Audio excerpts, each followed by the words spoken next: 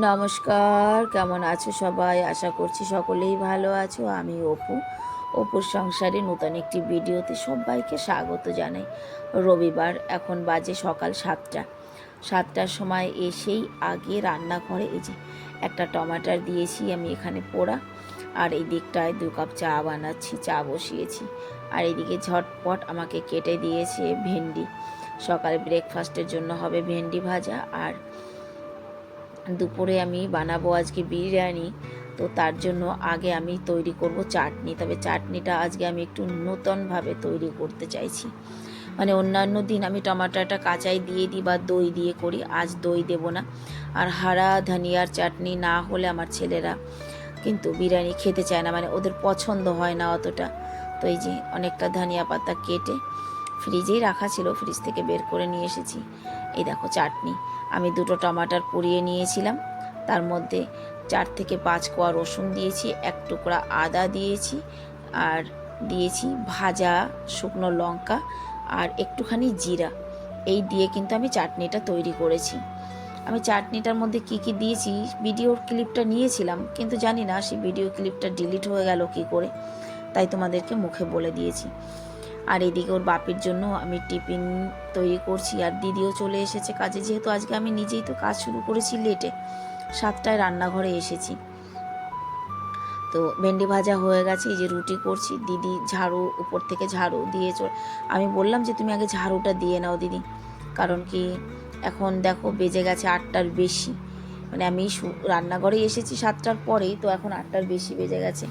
ওর বাপি চলে গেছে স্নান করতে, আর আমি তাড়াতাড়ি ওনার টিফিনটা প্যাক করছি, কারণ আজকে তো ছোট ছেলের ক্লাস আছে, ওকে নিয়ে ওর বাপি স্নান করে এসে কিন্তু বেরিয়ে পড়েছে। আর এই দিকটায় আমি ওর বাপি চলে যাওয়ার পরে বিরিয়ানির জন্য মশলাটা তৈরি করছি, কারণ মশলাটা তৈরি করে রেখে তারপরে আমি এখান থেকে সরবো।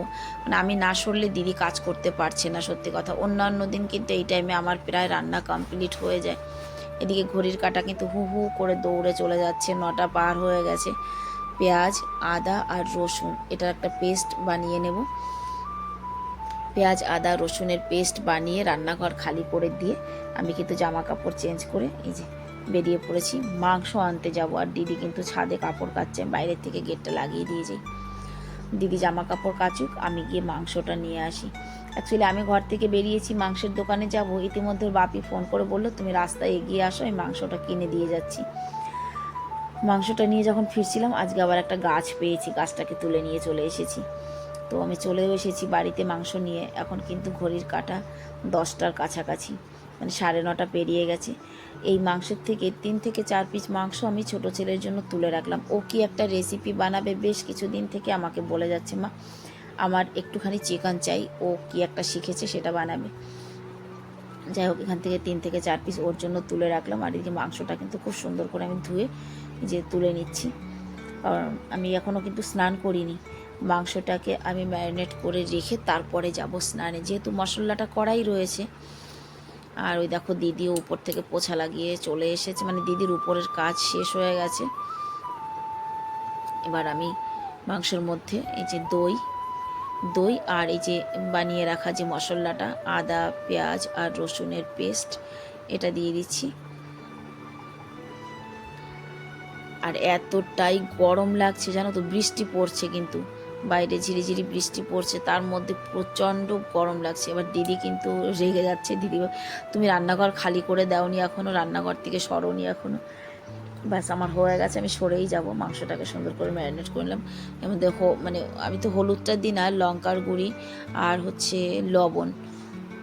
আজকে জানো তো মাংসটা যখন ম্যারিনেট করেছি একটা জিনিস কিন্তু আমি ভুলে গেছি, সত্যি কথা। বাবারে ভয়েস দিতে গিয়ে হাই উঠছে আমার।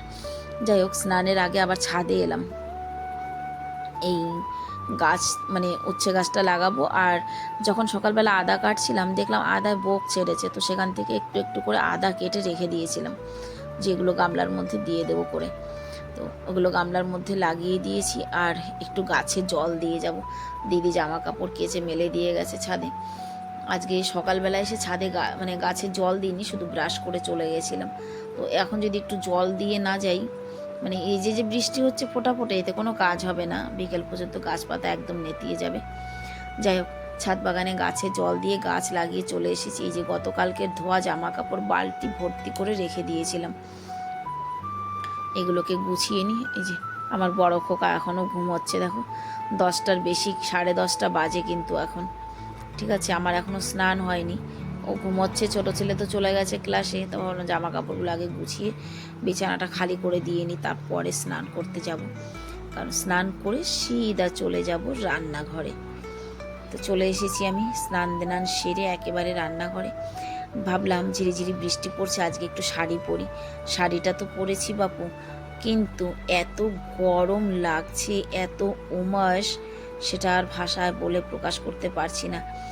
যাই হোক, আলুটা আমি কিন্তু কেটে রাখিনি, তো এদিকে চালটা ধুতে দিয়েছি, কড়াই গরম দিয়ে দিয়েছি। আর এই যে আলু ছাড়া কিন্তু বিরিয়ানি আবার আমার ছেলেরা পছন্দ করে না। ছেলেরা বলতে আমার বড় ছেলের আলু চাই, ও বিরিয়ানির মধ্যে, বড় ছেলের আর আমাদের দুজনেরই কিন্তু বিরিয়ানির আলু চাই। তো এই যে আলুটাকে আমি কেটে নিয়েছি ডুমো ডুমো করে, আর কড়ার মধ্যে দিয়ে দিয়েছি রিফাইন্ড। এই তেলের মধ্যেই কিন্তু আমি আলুটাকেও ভেজে তুলব এবং পেঁয়াজটাকেও ভেজে, মানে বেরেস্তাটাও তৈরি করব। ওইদিকে চালটা ধোয়ার জন্য নলটা চালু করে দিয়ে এসেছিলাম। দেখো, ভাতটা ওই পাশের গ্যাসে দিয়েছি, কিন্তু আমার গ্যাসটা চেঞ্জ করতে হবে, যেহেতু এই পাশের গ্যাসটা বেশি তো, আর ওই পাশেরটা কম। যে আমি এখন স্লো, মানে গ্যাসটাকে একদম কম করে দিয়ে তারপরে ভাজাভাজিটা করব, একদম স্লো করে দিয়ে। তো আমি কড়াইটা ওই পাশে নিয়ে যাব, ভাতের হাঁড়িটা এই পাশে নিয়ে আসবো।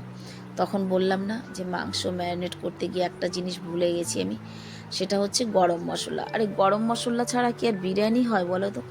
বিরিয়ানির জানই তো গরম মশলা। আমি আজকে যখন মাংসটাকে আমি ম্যারিনেট করে রেখে যাই, তখন কিন্তু বারবার আমার মনে হচ্ছিল আমি কিছু একটা ভুলে যাচ্ছি, মানে কী যে ভুলে যাচ্ছি সেটা আর মনে করতে পারছিলাম না। যাই হোক, কড়াটা ওই পাশে দিয়ে দিয়েছি, হাঁড়িটা এই পাশে। ভাতের মধ্যে আমি এই যে গোটা গরম মশলা দিয়ে দিচ্ছি, কিন্তু লং, এলাচি, দারচিনি, গোলমরিচ। তো এর মধ্যে ডাব্বার মধ্যে দেখছি সবই আছে, কিন্তু এলাইচি খুঁজে পাচ্ছি না। কথার মানে এলাইচিটা কম হয়ে গেছে। যাই হোক, বাপিকে বলবো এলাইচিটা নিয়ে আসতে। গোটা গরম মশলাটা দিয়ে এদিকে মাংসটা কষিয়ে নিয়েছি। সম্পূর্ণ রান্নাটা শেয়ার করতে গেলে ভিডিওটা অনেক বড় হয়ে যাবে। যাই হোক, মাংস রান্না করে একদম কিন্তু আমি মানে ভাতটা ভাপে বসিয়ে বাসন কোসন মেজে ব্যাস আমার খোকাদের নিয়ে বসে পড়েছি কিন্তু খাবার খেতে। এখন বাজে প্রায় 2টো। যাই হোক বন্ধুরা, আজকের আমার এই ভিডিওটি তোমাদের কেমন লাগলো অবশ্যই সুন্দর একটি মন্তব্য করে জানিয়ে যাবে। দেখা হবে আবার একটি নতুন ভিডিওর সঙ্গে। সবাই নিজের ধ্যান রাখবে, সবাই ভালো থাকবে, সুস্থ থাকবে। তাহলে আজকের ভিডিওটা আমি এখানেই শেষ করছি। আমি খোকাদের নিয়ে খাবার খাই, তোমরা সুন্দর করে একটি মন্তব্য করে জানিয়ে যেও। সবাইকে রাধে রাধে, টাটা।